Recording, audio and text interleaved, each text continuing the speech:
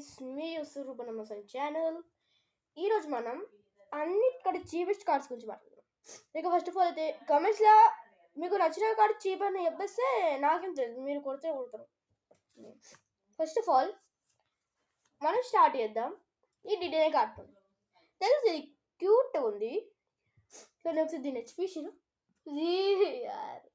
ఎవడైనా ఈ detain cuteness బ్యాటిల్లో ఆడతారు, మంచిగా ఆడతారు. అందుకే 10th ప్లేస్.